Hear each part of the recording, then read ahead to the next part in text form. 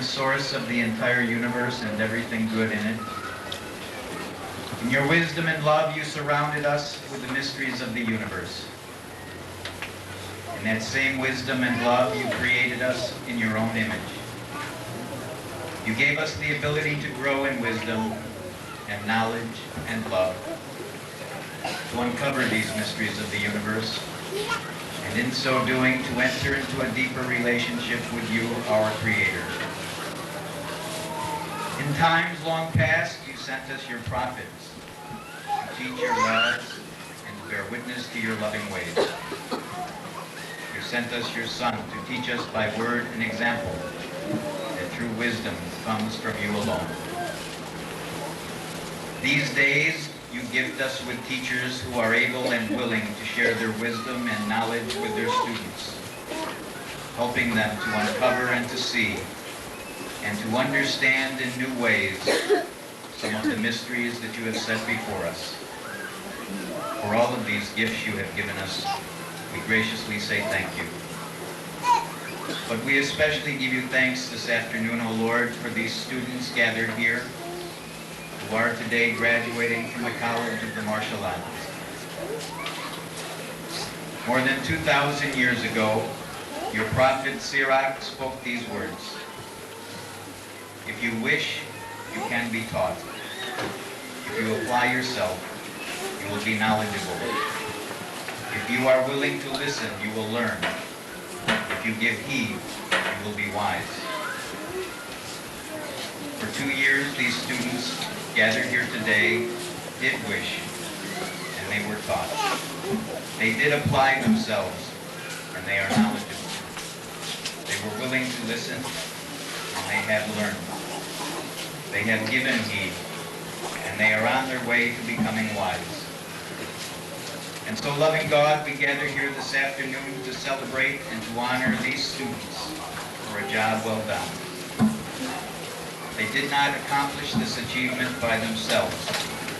With the patient help of their teachers and the guidance of your Holy Spirit. And so, by working together, they have made a difference. As we gather here today, good and gracious God, we ask that your spirit of wisdom and knowledge and cooperation continue to grow in them so that they may always realize that it is in working together that they can make a difference, both in their own lives and in the lives of their families, their communities, and their nation. We ask these things through Jesus Christ our Lord, who lives and reigns with you in the Holy Spirit, one God, forever and ever. Amen.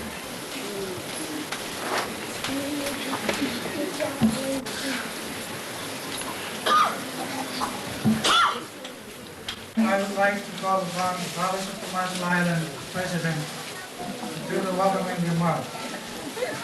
May I have the honor to call upon Dr. Tony Ray Nadeau, College of the Marshall Islands President.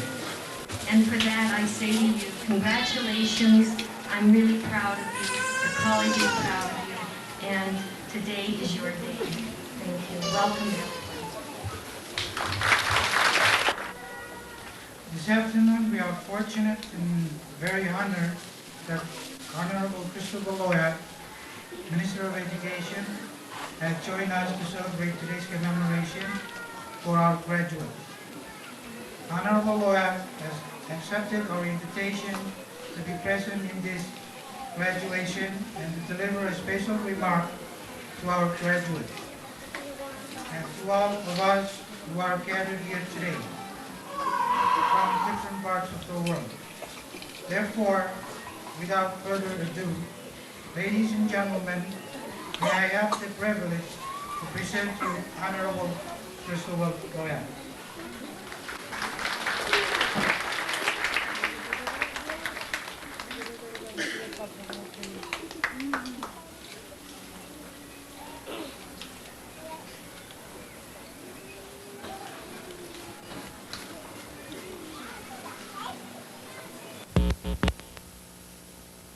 For the overall interest of the organization.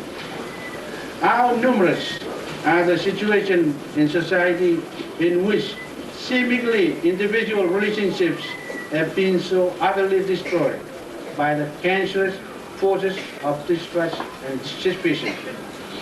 I believe that the first step to cultivate trust in any situation is to begin with us, the main actors in the enterprise. We should never entertain behaviors which may cause others to bear suspicion on us. We should be frank, open, and honest in all our dealings. Let us, compatriots, know we do not harbor any confidential agenda, that we do not have any hidden designs, that we do not operate in secrecy. Let them know we are an open book. There is a saying that if you want to keep a secret, let it be kept in the open. For nothing is more enticing and tantalizing to the human mind than the suspicion that there is possibly a skeleton in the cupboard. We should go out of our way to ensure that our open-heartedness will draw colleagues, fellow workers from other ministries, from government, and from the public in general. They will see themselves as our strongest supporters. Because our open-mindedness, they will want to come in and help. We should open every door for frank and free consultation, regardless of whether other people hold differences, they hold different viewpoints from us. Remember, it is from the sparks of the clash in opinions that have produced some of the most revolutionary solutions in the world. Our colleague will surely say, let us help our fellow friend at the CMI. They need us as we surely need them. That, I believe, reflects the true spirit of our team today. It is this type of mindset which makes a difference to the quality of our effort. Otherwise, if we profess one thing when our motive speaks of a different thing, people are bound to shudder with repugnance. They will say we are hypocritical in our dealing with them. The second step in cultivating a genuine spirit of cooperation is mutual reciprocity. There is, as you know only too well, a Marshallese custom which says that when you receive from someone a bowl of food, you do not return it empty. The most important reciprocal relationship there is in the context of our team today is the relationship between the knowledge-generating institutions, just as the CMI and the political apparatus, the government. It is a recognized fact worldwide, and particularly so in the developing countries, that this factor alone is the single most important factor in the whole area of public higher education. I believe that this relationship is one of giving and receiving, one of forging a true partnership. It should not be the kind of relationship which is often used by some institutions in the world in which they support government policies chiefly as a means for securing support, especially financial support, in order to undertake their own separate agenda. Continuously nurtured with care, this relationship must be deep and comprehensive. Each must feel it cannot do without the other. Each must feel confident of the support of the other. The two must join forces to articulate the vision and philosophy of the institution. As the institution grows and develops, and as the government's national development goals evolve, this vision must be regularly revisited. It is imperative that governments aims are understood by the institution. Otherwise, the ability of the college to translate both the vision and policies into implementation strategies of track important to the country will be sharply impaired. Mutual reciprocity will not be possible. There is no question of the extent to which governments and society need higher learning institutions to produce an educated manpower, to research new bases for educational improvement, to discover new fields of knowledge, and to assist in the determination of development problems.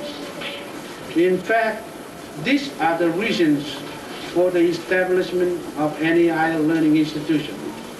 The very fact that we are here today to celebrate the graduation of a large group of people have received their training in this college bears witness to the fulfillment of one of the college's functions. What other agency is more suited to train and develop attitudes and mindsets of students who are serving our island community? Distinguished guests, I wish to congratulate once again the leadership of the college for choosing this theme, for it compels us to examine more deeply its implication in the context of our peculiar development conditions. It brings to fore at once the fundamental truth that where resources are limited, including human resources, the best solution is to pool our forces together, to come together, for only thus can we truly make a difference. In closing, I would like to take this opportunity to express on behalf of President Amada Kabua, the people of the Republic of the Marshall Islands, myself and my family, our warm congratulations and best wishes to those students graduating today. May your future endeavors be ever crowned with success. For more data.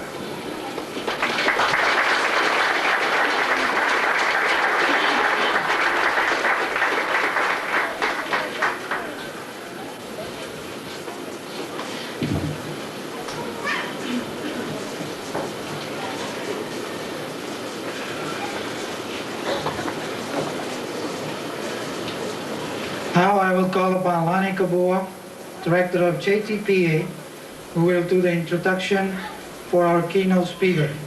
May I call upon Mr. Lani Kabua.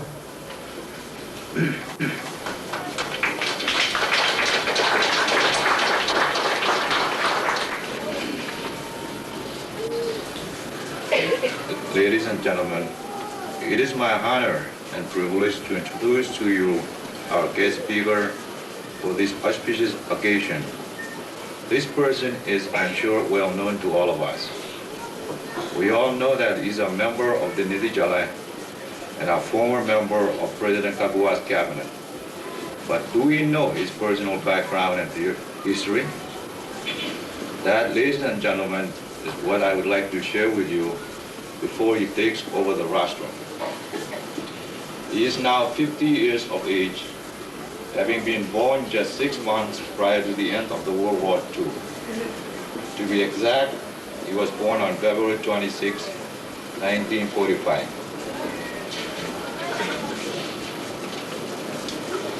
He attended Rosary School in Ligap, Marshall Islands, Xavier High School, Truck, Caroline Islands, now it's Chuck Everson, and University of Hawaii in Honolulu, Hawaii, where he holds his bachelor's degree from the University of Hawaii.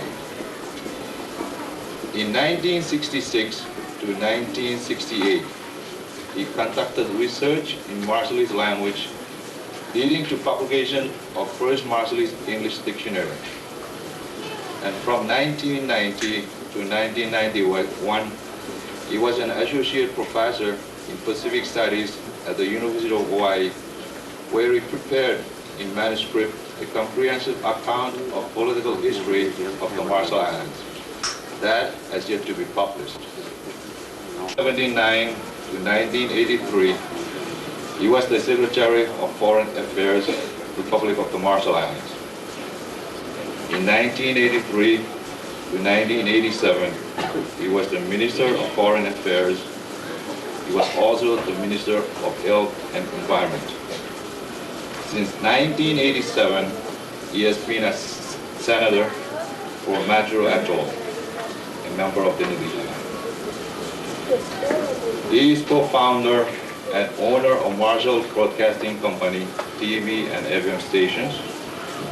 He is the Vice President and a member of the board, United Micronesia Development Association, and he is the founder and chairman of Marshall Islands Development Corporation. He speaks English, French, Marshallese, Bolivian, and Chuukese. He is married to former Rosalie Madison since 1969, and they are blessed with 3 daughters and 3 grandchildren. Ladies and gentlemen, I present to you our guest speaker for this afternoon, the Honorable Senator Tony Cook.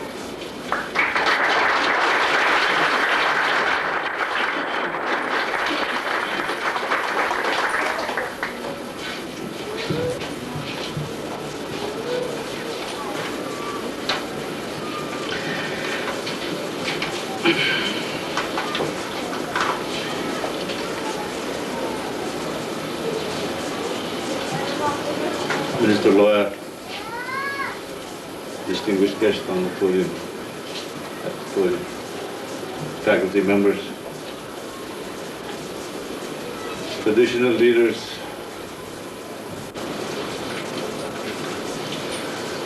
they tell us, sir, that we are weak, unable to face so formidable an adversary.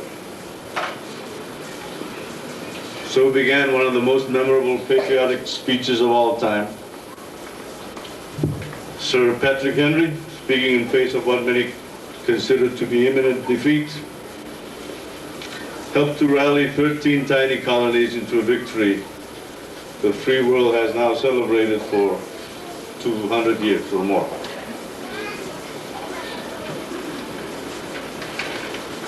Today, 59 of you graduate from the College of the Marshall Islands, vibrant with the energy which accompanies accomplishments, radiant with the faces of young idealism, strong and ready to face anything. You have chosen as your theme, "Together we can make a difference." A thought very fitting and appropriate at this crossroad of your young lives, life of your school, and indeed the life of your country. Not only are you saying you believe in working together, in teamwork, in mutual support for life's endeavors,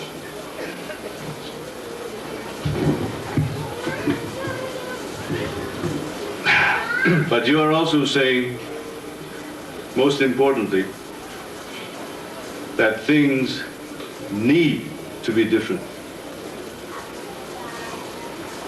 You are not only telling us that you want to work together, you are telling us you want to work together for something different.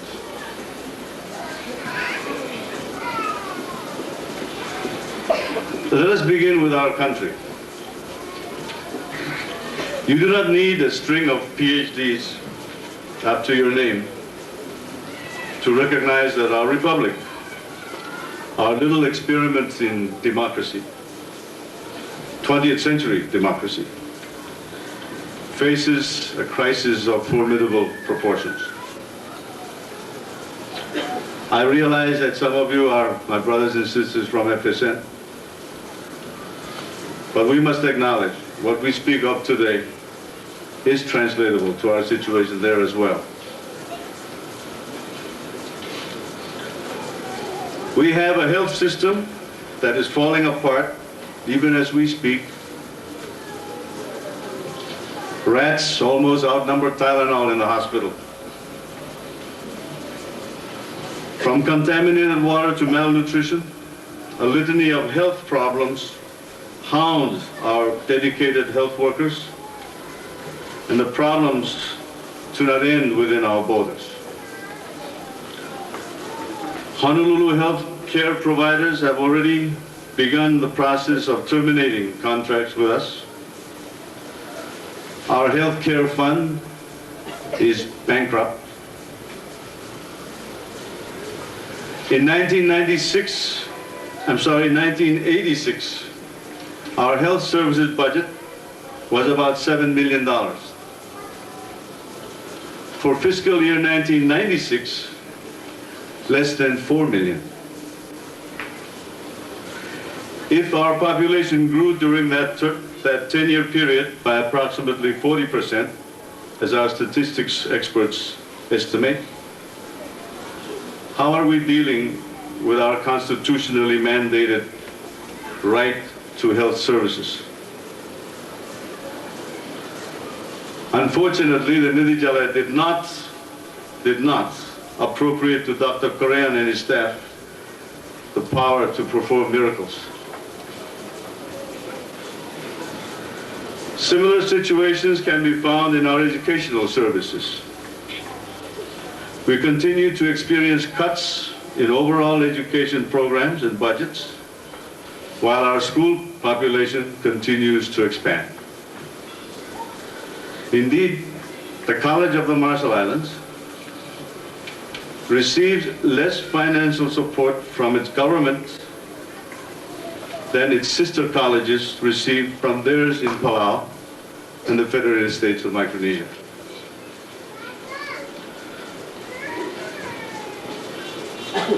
What is it about healthy and educated people that so terrifies our government?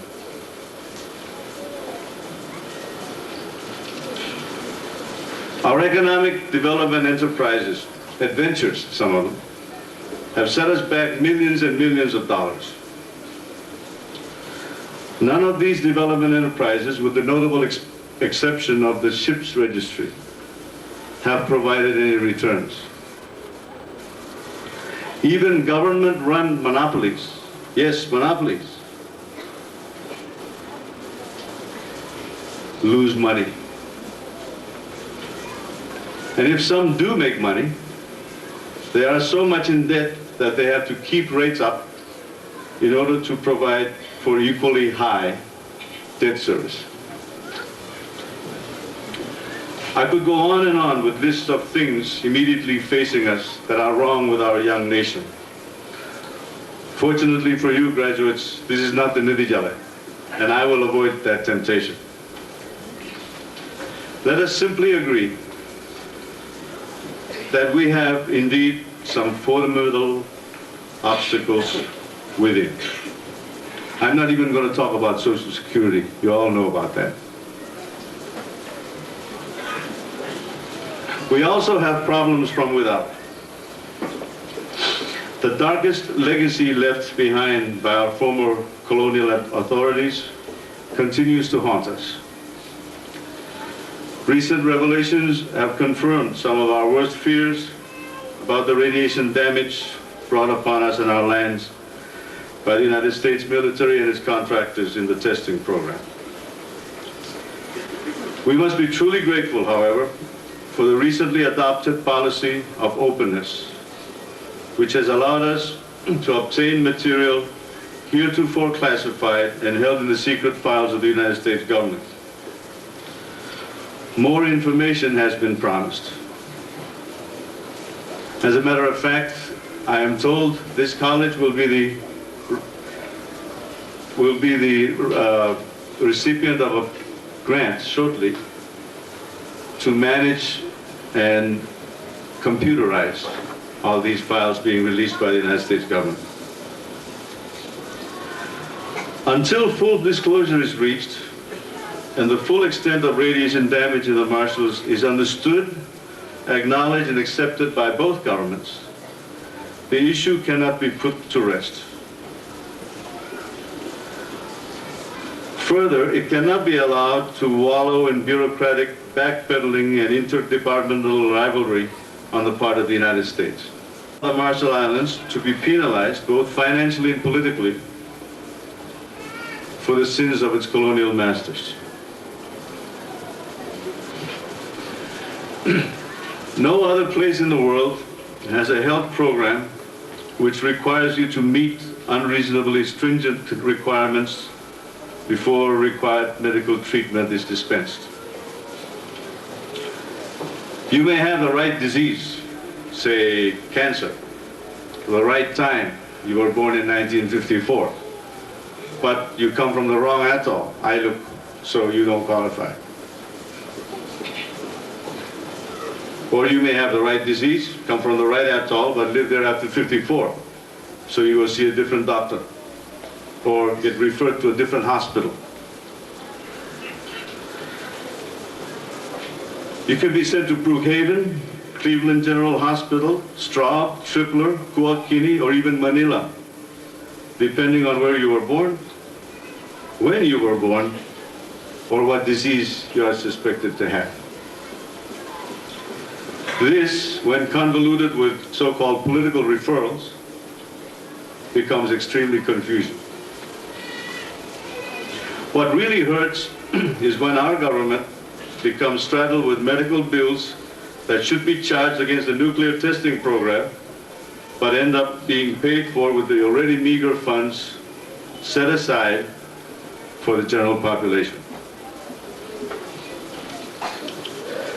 There is yet another threat from the issue, and that is that it may be used to divide and conquer our people.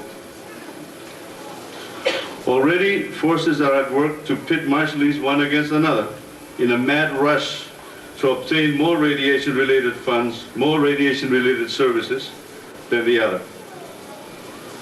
Bikini's attempts to become more self-reliant are being threatened by forces from within seeking a bigger piece of the radiation pie.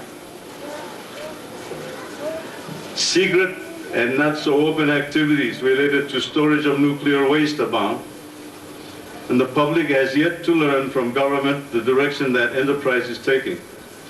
This all in face of legislative promises to seek the people's views. Today, certain provisions of the Constitution, mandated by the Constitution, which is 17 years old, have yet to be complied with. For example, the Code of Ethics.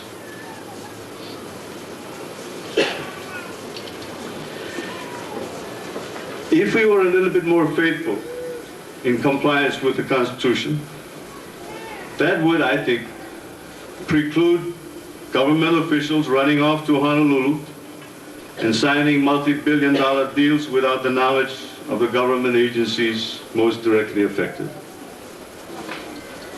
It would prevent government from ignoring court orders and undermining the independence of the judiciary. It would not allow auditors general to be fired for reporting financial shenanigans. The independence of the Attorney General is very clearly delineated in the Constitution. Why does that office continue to be harassed by government officials?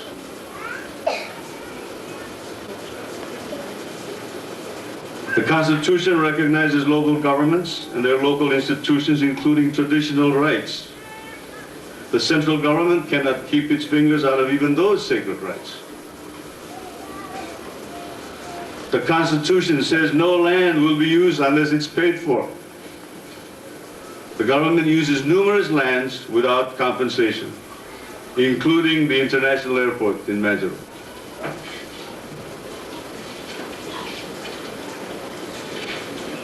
As long as we continue to loosely interpret the Constitution and trample on constitutional institutions, this nation will continue to suffer from economic, political, and social anemia. It is easy for the International Monetary Fund, the World Bank, the Asian Development Bank, to say, cut back on expenses, reduce your workforce, and all will be well. What happened to eBay when the workforce was severely cut back? You cut back 800 employees in this government, and the result, I think, will be disastrous. Watch banks and stores closed. None of the 800 will be able to pay back loans or clear accounts in the stores. Who will pay for tuitions, electricity, water, food? It is easy for foreign technicians to come in, look at some figures, prescribe their bitter medicine, go away and leave us alone to suffer. What we have in the marshals are not figures and impersonal numbers. These are real human beings with real human needs and real bills to pay. Why are we agreeing to make the common man, the guy in the street, why are we agreeing to make him suffer for the mistakes of the leadership?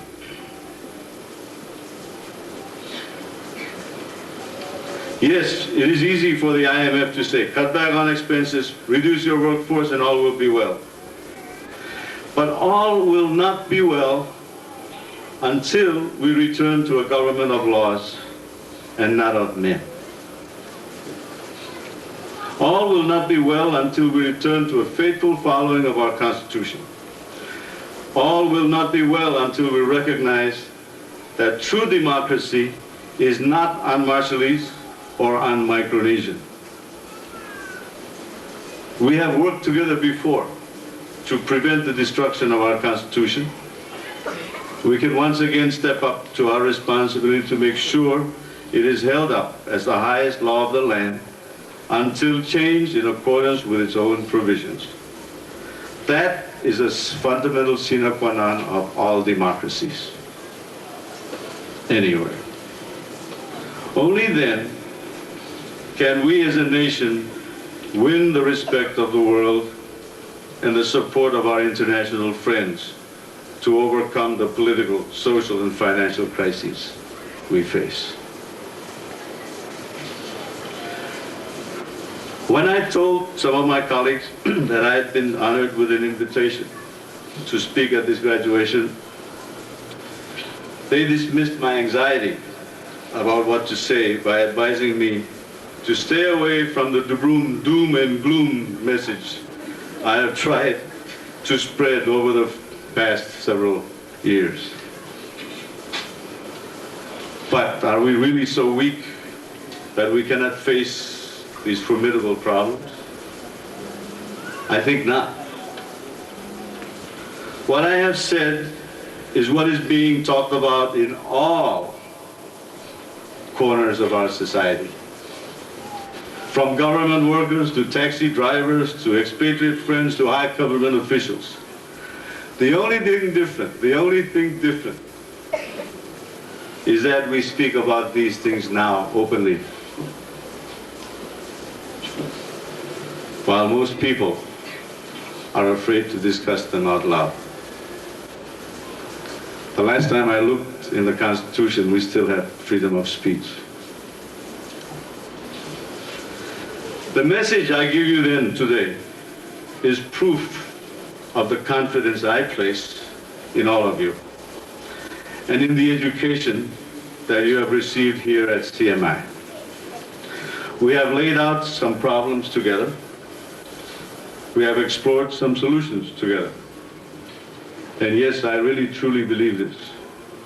Together, we can make a difference. Thank you. Ta-da.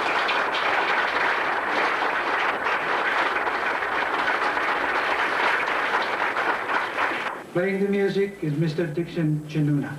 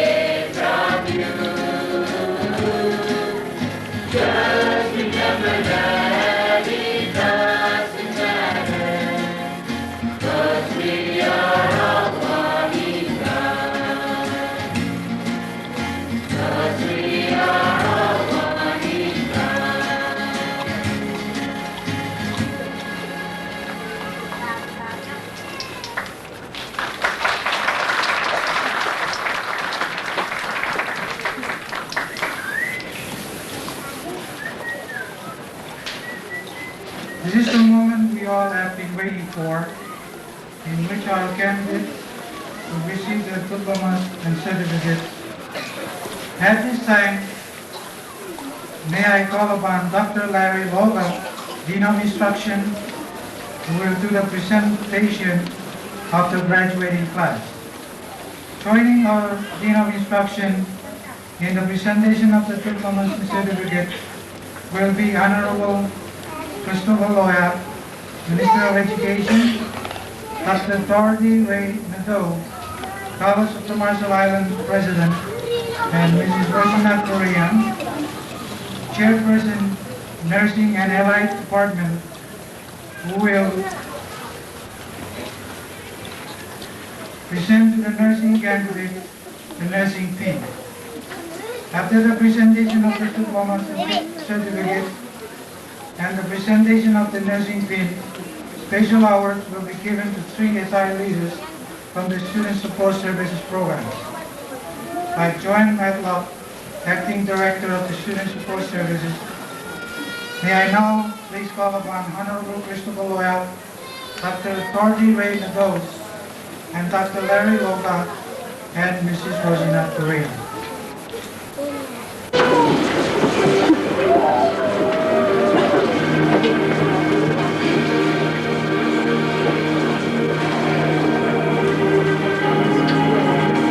Distinguished guests, regents of the college, parents, family, faculty, and staff of CMI, friends, we're gathered to witness the transformation of these students into graduates of the College of the Marshall Islands. They've worked long and hard to achieve this status.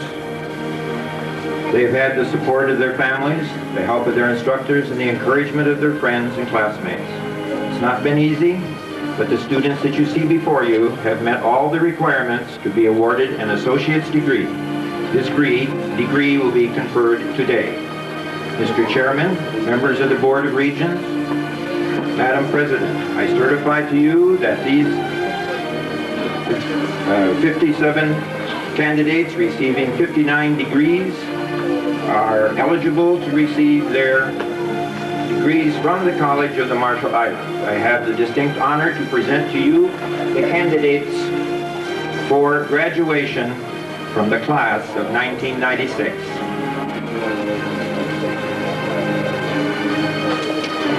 We will call the candidates for graduation by their degrees. First, Associate of Science in Elementary Education, Donald Alfred from the Marshall Islands. Reddy Alfred from the Marshall Islands. Sulian Amrak Alip from the Marshall Islands.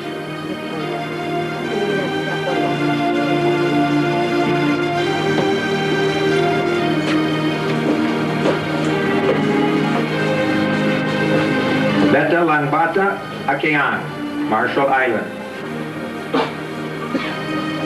Maros Astor, Marshall Islands.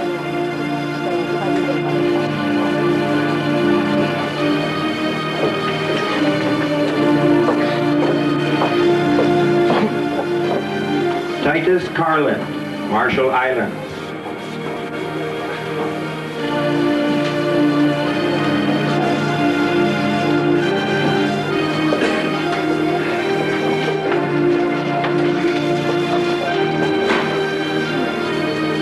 Swingley Dismas, Marshall Islands.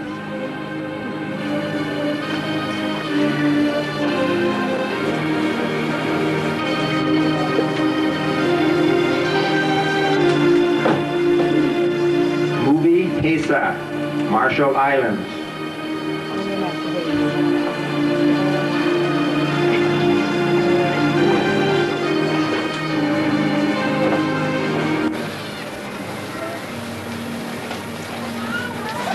Kesu, Marshall Islands.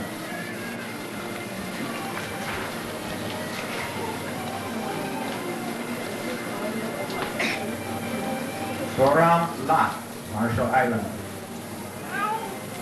Alex Leon, Marshall Islands.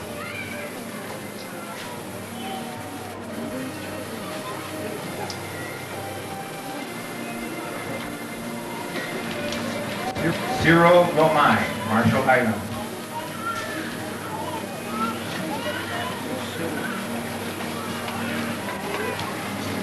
Marshall Islands. David Paul Sandbergen, Marshall Islands.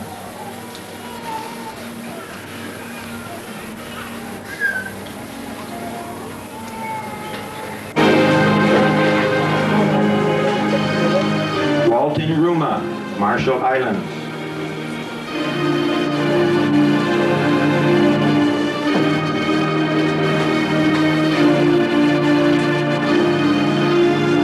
Bethlehem Silk, Marshall Islands.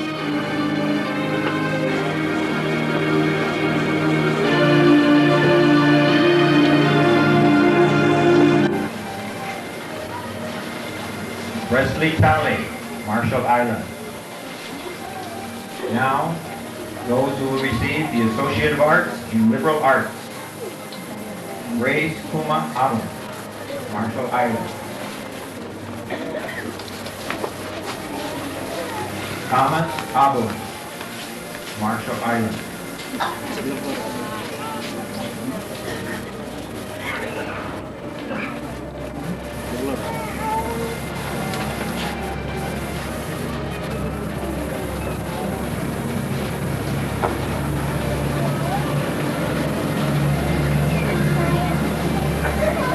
Kenneth Kenny Boaz, Marshall Islands.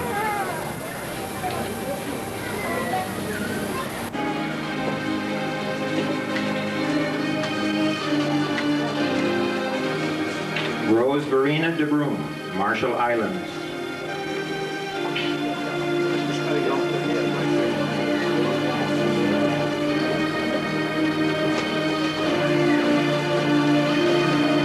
Robert Gordon, Marshall Islands.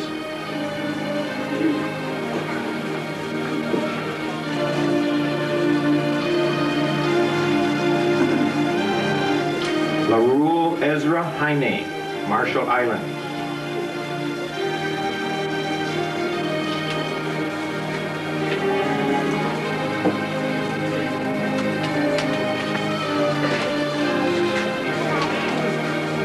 Catherine Joseph, Marshall Islands.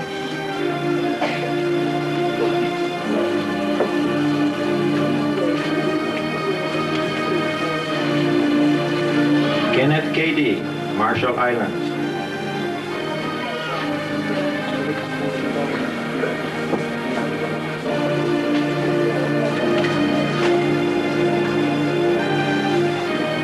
Associate of Science degree in Architectural Engineering.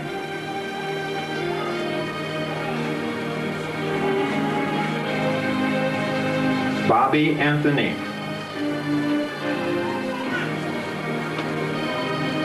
Marshall Islands.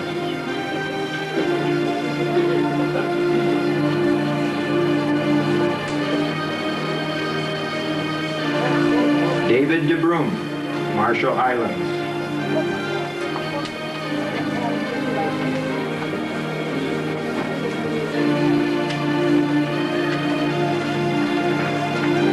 Associate of Science in Business Studies, Rosen Halesa, Marshall Islands.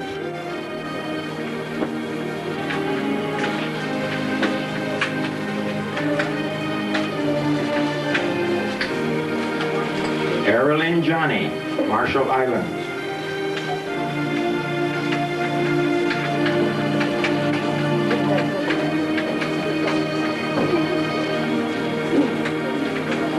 Associate of Science in Business Studies with specialty in accounting. Alice Capelli, Marshall Islands.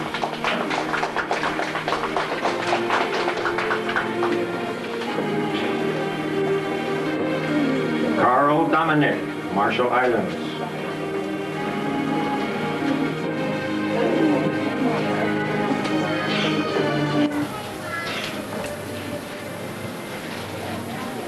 Hirobo Obeketan, Marshall Islands.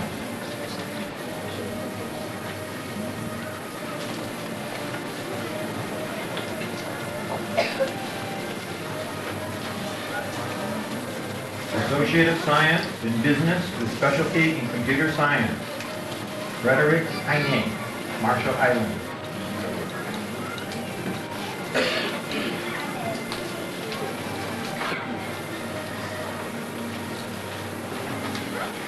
Joe Jorkin, Marshall Islands.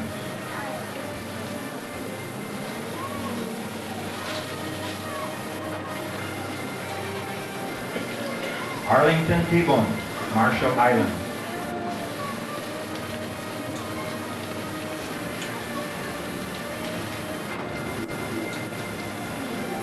Associate of Science in Office Administration,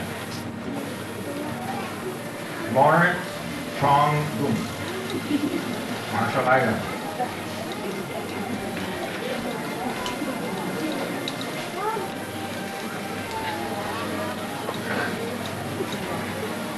Kathy Tosele Maya, Marshall Islands.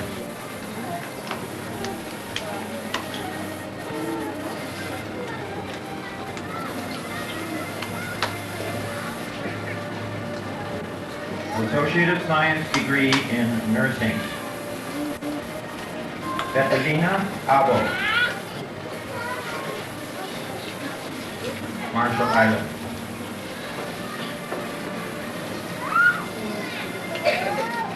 Cindy Urama Hakim, Duke State.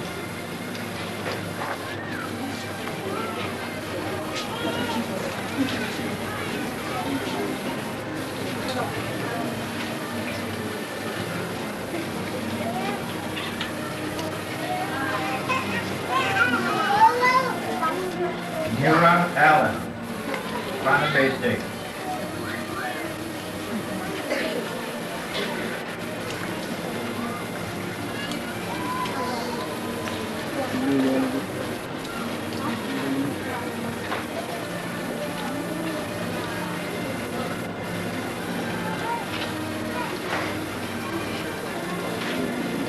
Arthur Joe Paisan, Santa Fe State.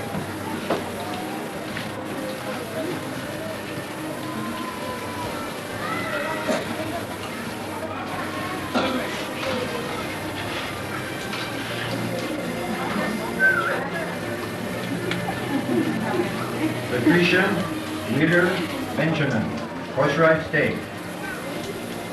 Patricia is also receiving an Associate of Arts in Liberal Arts from the College of Micronesia, Federated States of Micronesia.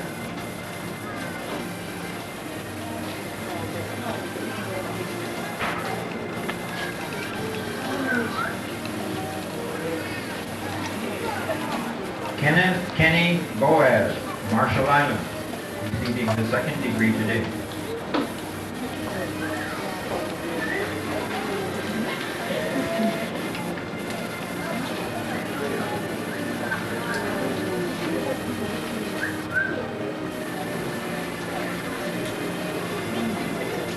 Lindy Boonlick, Marshall Islands.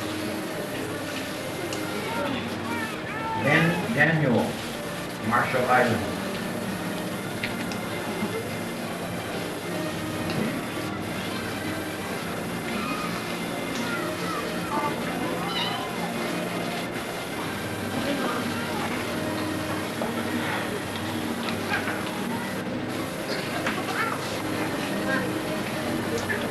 Luila Jack Deorio, Coast State.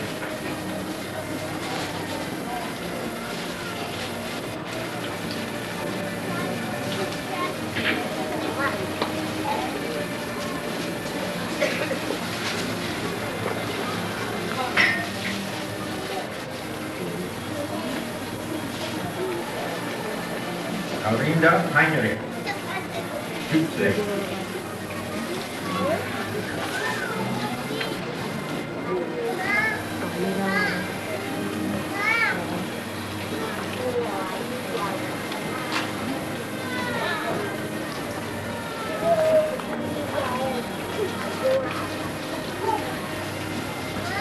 Larul Ezra Heine, Marshall Islands, also receiving second degree today.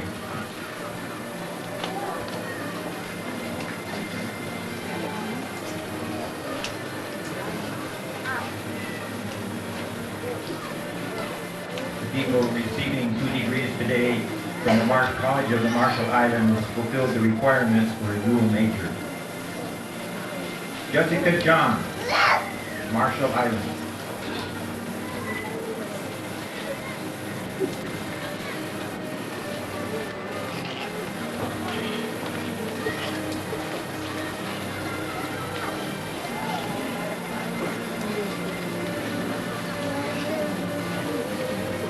Lynn Joel, Montpellier State.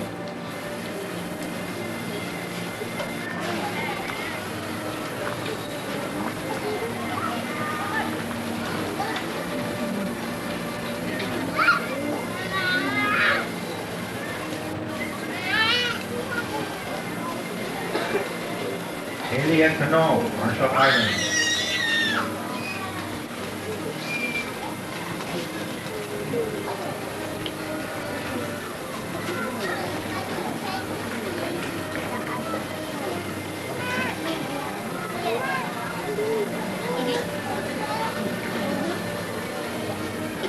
Freddie Langreen, Marshall Islands.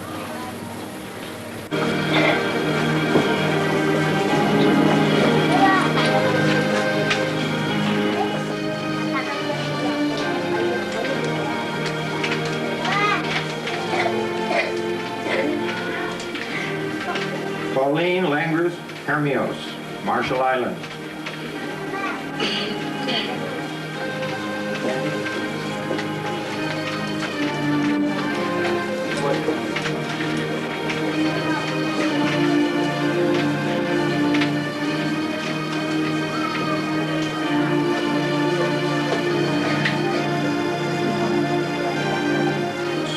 Susan Paul, Pohnpei State.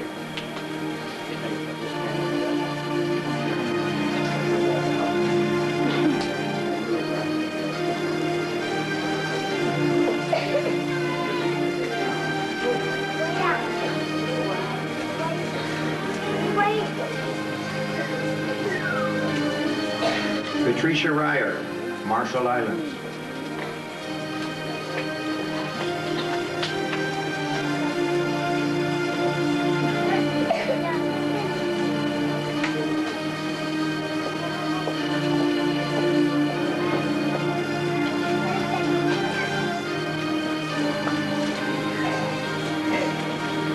Kulistas Polio, Yap State.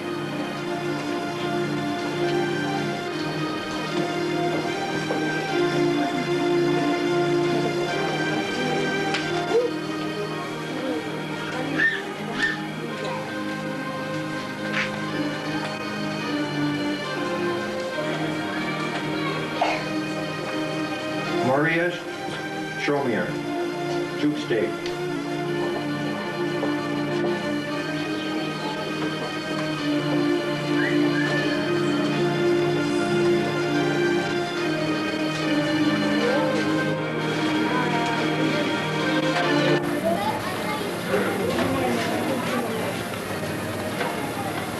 Rob Hudson Silvanuch, Pohnpei State.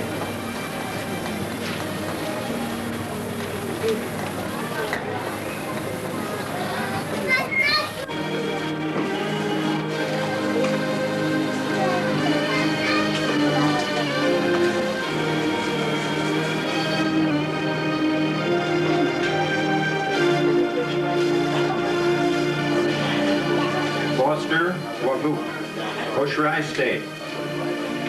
Foster is also receiving an Associate of Arts in Liberal Arts from the College of Micronesia, Federated States of Micronesia.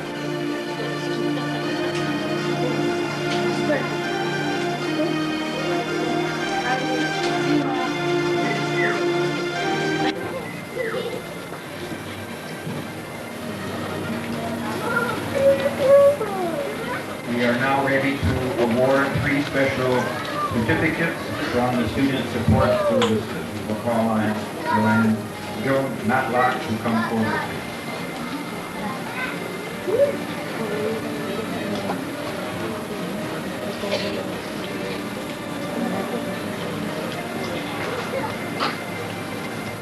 The certificate reads, in recognition of leadership in modeling academic skills and service to underrepresented and disadvantaged students, the Student Support Services Program at the College of the Marshall Islands is honored to present certificates to 3 individuals, each one honored for slightly different reasons.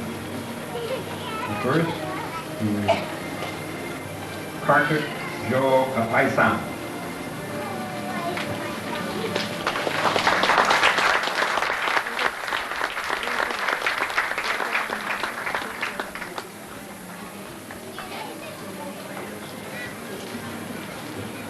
Moria Shumwar.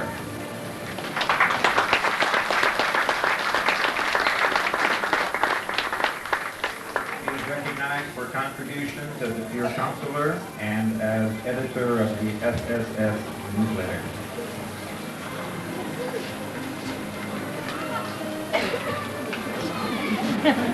Rock Hudson Silvanu.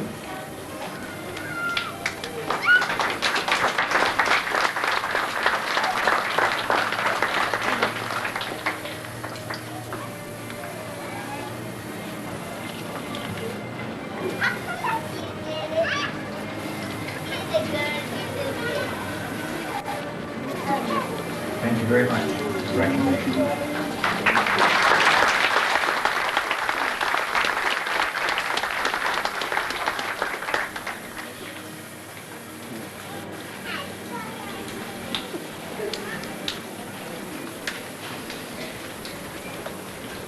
Now is the time for conferring of degrees and certificates by Honorable Christopher Lloyd, Minister of Education.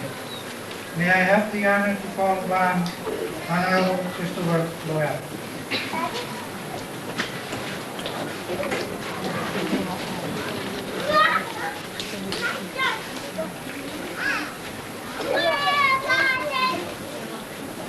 By the virtue of the power vested in me as the Minister of Education and as a member of the Board of Regents of the College of the Marshall Islands, and having respectively fulfilled your science degree requirements in education, business studies, nursing, and liberal arts, I accept and confirm you as graduates, College of the Marshall Islands, class of 1996.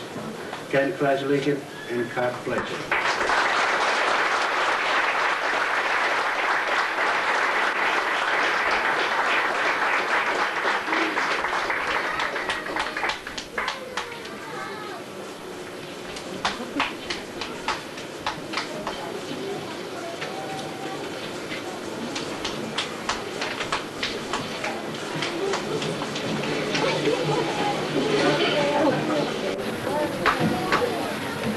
Now I will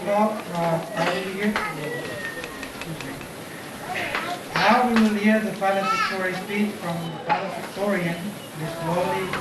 Loila Check. Loila. Please may I call upon Ms. Loila Yuri.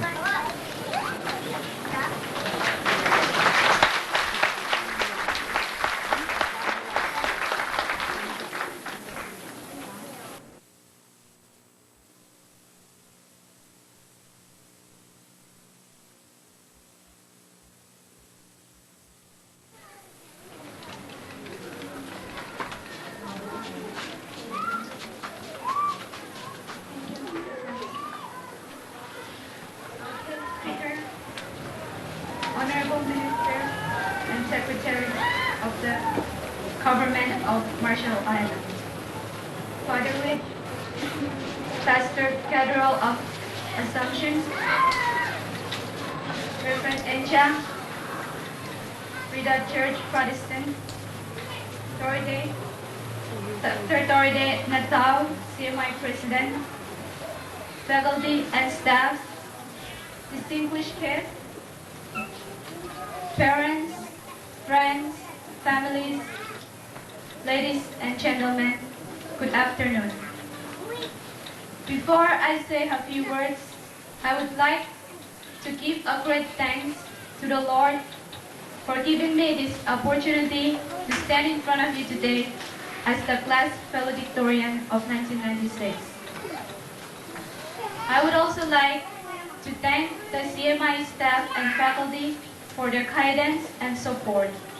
Without them, we wouldn't be recognized today as the graduating class of 1996.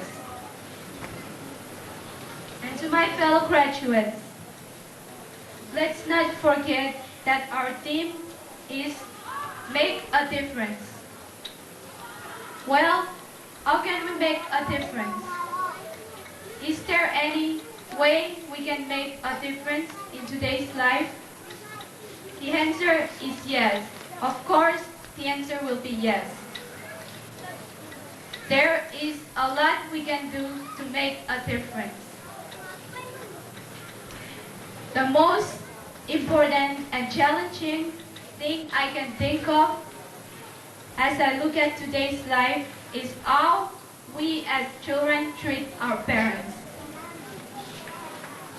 If you watch closely, you will see that teenagers and young adults today are beginning to lose their respect to their parents.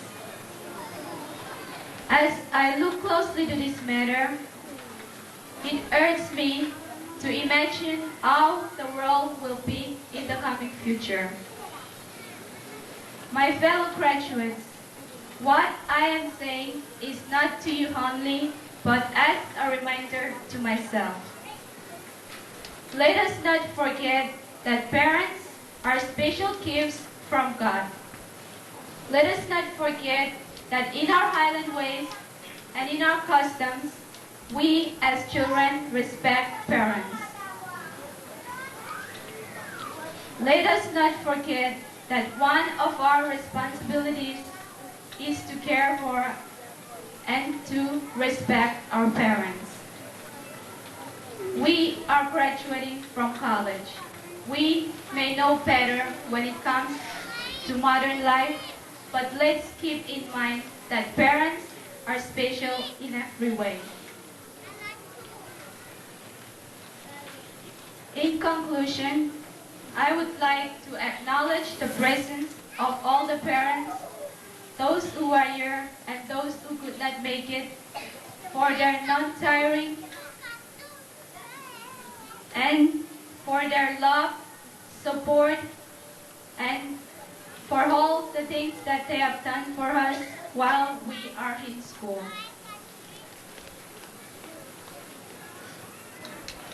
We, the graduates, salute you in a very special way. You are the ones who make our dreams come true. If you were not there in the first place, we will not be here today. We reciprocate your gifts by expressing our greatest thanks. And to my brothers and sisters who will remain here at CMI, I urge you to do your best. May God bless you all. Thank you. We are honored to hear another song presented to us, all from the College of the Marshall Islands, graduating class of 1996. The special song is called Together We Can Do It. Music provided by the organist Dixon Januna.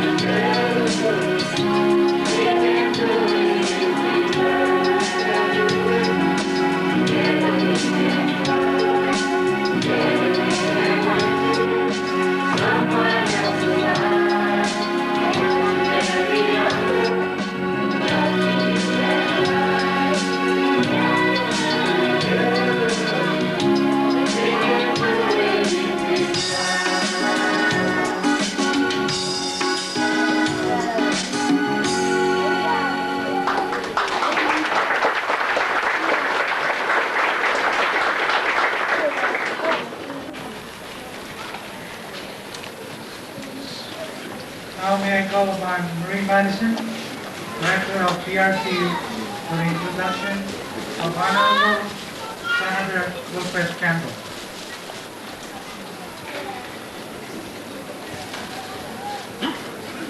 Thank you, P.Y. Sampson. At this time, we'd like to give a special recognition to one of the graduating students, one of the graduates. And this student has actually received some sort of recognition already, but we would like to make that recognition known today. The student was selected based on a number of criteria. The student tried very hard to maintain above 2.5 GPA. And he has made a big advance and have gone a little bit beyond that. The student has also been very active in the student activities. He had been the president of the student body government during the school year. He was also the editor of the yearbook for the yearbook for the CMI students. I will not say his name because I would like to have the Senator, the Honorable Wilfred Campbell, have the honor to do that. The award was actually established in honor of the son of Senator Wilfred Campbell, Lily Schuyler Campbell. And this scholarship is one of two scholarships that the Campbell family had helped establish at the College of the Marshall Islands. One of the scholarship programs that they have established is offered to a CMI student. And the other one is offered to a CMI graduate who will be going to the University of Rhode Island. So this time we'd like the CMI graduate of the CMI student scholarship, which is called the Schuyler Midgley Campbell Memorial Scholarship. At this time, it's a great pleasure. It is with great appreciation that we'd like to honor the family of and the president himself, the Honorable Wilfred Campbell.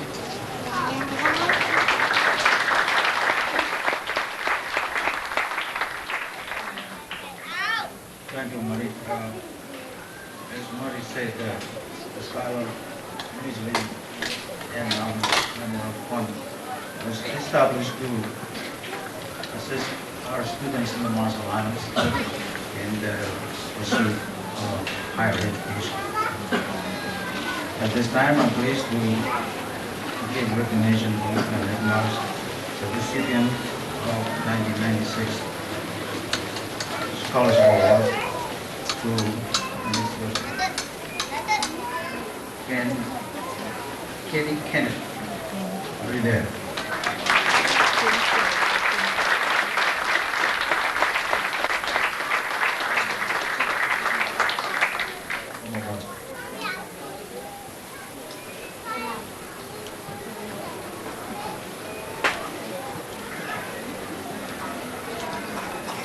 Once again, congratulations to Kenneth Katie and also to the Westfield graduates.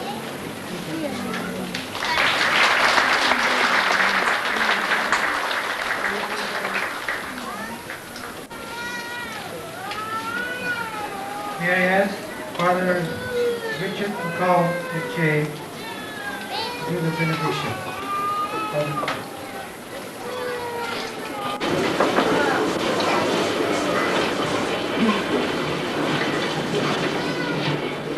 Let us bow our heads and pray. Good and gracious God, we give you thanks for all the gifts that you have blessed us with today, for the fine weather that you had for this celebration, for the honorable guests who gave up time to be here to honor our students, for the parents and families of these graduates who have supported them over these past 2 years, for their teachers who by their wondrous example have inspired in these students a sense that together they can make a difference. As we depart today, we ask you once again to send your Spirit upon these students, that as they go out that spirit that together they can make a difference will remain with them always. We ask this in the name of your Son, Jesus our Lord. Amen.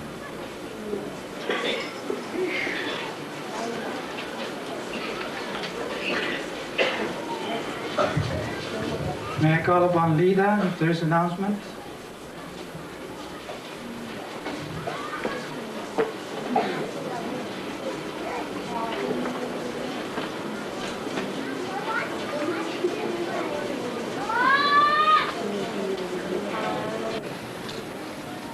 Thank you, everyone. To our distinguished guests, staff, faculty, parents, and friends, and other visitors that we have on island today, and also the students and the graduates of class of 1996. We are very happy that after graduation, we will be also celebrating a great day for our graduates. So after the recessional, we request all of you to join us in the refreshments. Thank you. Ladies and gentlemen, now is the recessional of the graduate, with the direction of our organist, Dixon Renona.